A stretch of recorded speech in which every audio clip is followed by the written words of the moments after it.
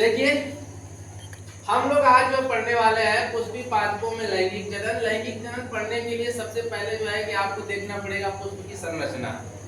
आपके सामने एक सुंदर सा पुष्प बनाया गया है, आप लोग बोल रहे हैं पत्ता गोभी है, कोई बात नहीं, पत्ता गोभी से ही काम चला लीजिए। सबका फोकस इधर होना चाहिए, बार बार मैं बोल रहा हूँ, सबका फोकस इधर होना चाहिए।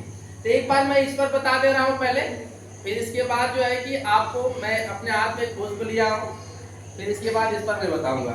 ठीक, तो ध्यान से समझिएगा। सबसे पहले जो है कि हम नीचे से चलते हैं, तो पुष्प का वह भाग जिसे हम अपने हाथ में पकड़ते हैं, जिसको अपने हाथ से पकड़ते हैं, उस भाग को बोला जाता है ब्रेन। क्या बोला जाता है? ब्रेन। आप फूल जब हाथ में लेते हो ना, तो उसका एक हिस्सा होता है जिसको आप पकड़ते हो, तो जिसको पकड़ा जाता है उसको बोला जाता है ब्रेन। यानी ये क्या हो गया? डंठल आपका ब्रेन हो गया। ठीक, अब इस पर दूसरा भाग याद रखना है कि ये जो फूल है ना, पूरा ये फूल, ये पूरा फूल जो है ना कहीं पे बैठा हुआ है, किसी पे, यानी किसी के ऊपर बैठा हुआ है। किसके ऊपर बैठा हुआ है? पुष्पासन। अब पुष्प है, आसन का मतलब क्या होता है? बैठना। यानी फूल का वह भाग जो किसी के ऊपर बैठ जाता है, बैठा रहता है, उसे हम बोलते हैं पुष्पासन। यानी ये पूरा भाग यहाँ पर बैठा हुआ, तो इसको बोलेंगे पुष्पासन। अब पुष्पासन के ठीक बगल में, याद रखना, पुष्पासन के ठीक बगल में जो है कि दलपुंज पाया जाता है, लेकिन ये जो दलपुंज होता है बाहर की तरफ होता है, इसलिए इसको क्या बोलते हैं? बाह्य दलपुंज। बात समझ में आ रहा है ना? ये बाहर वाला जो भाग होता है इसको बोलते हैं बाह्य दलपुंज। तो आपके दिमाग में ये भी आएगा कि सर ये भी तो बार है, ये भी तो बार है। नहीं, ये बार नहीं है, क्योंकि आपको मैं थोड़ा सा प्रैक्टिस जो है कि यहाँ पर सामने जो है ना प्रैक्टिकल रूप से दिखाना चाहता हूँ। पुष्प का ये वाला भाग देखिए, इस वाले भाग को आप देखेंगे तो क्या इसमें आपको रंग बिरंगा भाग दिखाई दे रहा है? ये बंद है ना? बंद है, इसका मतलब ये अंदर की तरफ। इसको बंद करके कौन रखा है? ये बाह्य दलपुंज। समझ में आ रहा है ना? जब ये पुष्प पूरी तरह से खिल जाता है तो बाह्य दलपुंज क्या होते हैं? नीचे की तरफ डाउन हो जाते हैं, ऐसे लटक जाते हैं, और अंदर के जो पुष्प होते हैं, जो फूल होते हैं, वो आपको दिखाई देने लगते हैं। समझ में आ रहा है ना? बात समझ में आया? तो ये अंदर की तरफ होता है जिसको बोलते हैं दलपुंज, और ये बाहर की तरफ होते हैं जिसको बोलते हैं बाह्य दलपुंज। समझ में आ रहा? तो पुष्प के कितने भाग होंगे? 4 भाग। 1 2 3 4 भाग। तो 4 भाग याद रहेगा कि ना? याद रहेगा ना? चलो बताओ, जिस भाग को पकड़ते हैं उसे क्या करते हैं? किसी का ध्यान इधर नहीं होना चाहिए, बोर्ड पर किसी का ध्यान नहीं, मेरी बात को ध्यान से सुनिए आप लोग। पुष्प का वह भाग जिसे हम पकड़ते हैं बाहर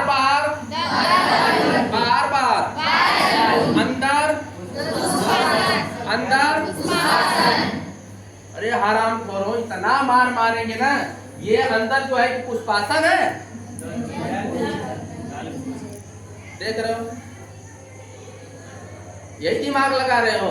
मैं अभी बोला हूं ना कि जो अंदर की तरफ रहता है उसको बोलते हैं दलपुंज, बाहर की तरफ है बाह्य दलपुंज, जिसपे ये बैठा रहेगा उसको बोला जाएगा पुष्पासन ना। क्या दिमाग जो है डिस्टर्ब कर रहे हो? फिर से चलो, पुष्प का वह भाग जिसे हम पकड़ते हैं बाहर अंदर, बैठा है बाहर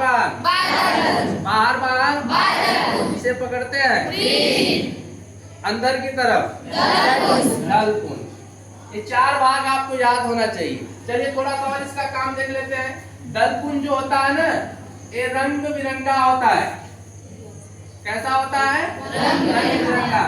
रंग बिरंगा होने का खासियत इसका है कि ये जो रंग बिरंगा होता है ना, ये रंग बिरंगा होने की वजह से ये अपनी तरफ आकर्षित करता है। किसको? आकर्षित करता है। किसको? कीटों को। कीटों को ही नहीं आकर्षित करता, हम सबको भी आकर्षित कर लेता है। यानी पुष्प का यह रंग बिरंगा जो भाग होता है, ये कीटों को अपनी तरफ क्या कर लेता है? आकर्षित कर लेता है। समझ में आ रहा ना? कीटों को अपनी तरफ आकर्षित कर लेता है, रंग बिरंगा होता है। लेकिन ये जो बाह्य दलपुंज होता है ना, ये बाह्य दलपुंज ये हरा होता है। कैसा होता है? हरा। इसका रंग जो है कि हरा होता है। हरा है तो इसके अंदर क्या मिल रहा है? क्लोरोफिल। यानी क्लोरोफिल है तभी ना हरा है। क्लोरोफिल है तभी ये हरा है। समझ में आ रहा है ना? क्लोरोफिल है तभी ये हरा है। हरा होने के साथ साथ एक चीज और याद रखिएगा, कि जब तक बाह्य दल पुंज है तब तक पुष्प को क्या दे रहा है? भोजन। क्या दे रहा है? भोजन। पौधे का वह हरा भाग, जितने भी हरा भाग होते हैं वो सभी क्या देते हैं? भोजन देते हैं। तो पुष्प को भोजन कौन देगा? बाह्य दल पुंज। कौन देगा? बात समझ में आ रहा है ना? अब ध्यान से समझना, इस पुष्प के आप देखेंगे ना, ये पुष्प के जो है ना कई जो है ना लेयर होती हैं, कई तो जो है कलियां होती है, कलियां कह सकते हैं आप, एक एक भाग कर सकते हैं, ठीक है ना? एक एक भाग, जैसे मैंने एक पुष्प को जो है ना यहाँ पर जो है कि इस तरह से मैं एक निकाल दे रहा हूँ, देखो निकल गया ना, ठीक? तो पुष्प का एक भाग जो होता है ना, इसको क्या कहते हैं? पेटल। क्या कहते हैं? पेटल। एक हिस्सा को क्या बोलते हैं? पेटल। एक हिस्सा को क्या बोलते हैं? पेटल। एक भाग को क्या बोलते हैं? पेटल। उसी तरह से बाह्य दल पुंज के भी कई भाग होते हैं, तो इसको क्या बोलते हैं? सेफल। अरे बाप रे बाप, देखो भैया, इसका एक भाग सेफल और उसका एक भाग पेटल। ये दोनों चीज आपसे नहीं पूछा जाता है, ये दोनों चीज आपके लिए नहीं है। ये दोनों चीज जो है कि आपको पढ़ाया जाएगा जब मेडिकल कोर्स आप करेंगे, डॉक्टरी की पढ़ाई करेंगे, तब वहां पर आपको बताया जाएगा, ठीक है ना?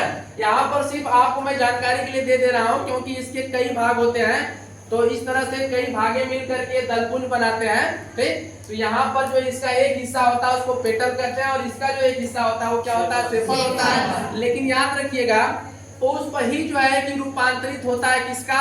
फल का। यानी पुष्प आगे चल करके बनाएगा फल, और जैसे ही फल का निर्माण होने लगता है ना, तो इसका ये बाह्य दल पुंज, पुष्प दोनों क्या होते हैं? गिर जाते हैं, यानी झड़ करके खत्म हो जाते हैं। बात समझ में आ रहा है ना?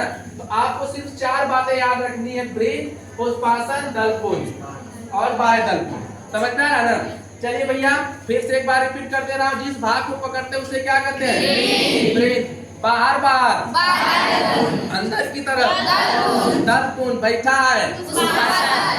दलपुंज का एक भाग, दलपुंज का एक भाग, बाह्य दलपुंज का एक भाग। दलपुंज का कार्य बताओ। कीटों को दलपुंज, यानी दलपुंज का कार्य जो होता है वो रंग बिरंगा होने के कारण कीटों को क्या करता है? बाह्य दलपुंज का कार्य देना। इसमें क्या पाया जाता है? पाया जाता है। बात समझ में आया? कोई दिक्कत किसी को? कोई दिक्कत नहीं है। स्टॉप।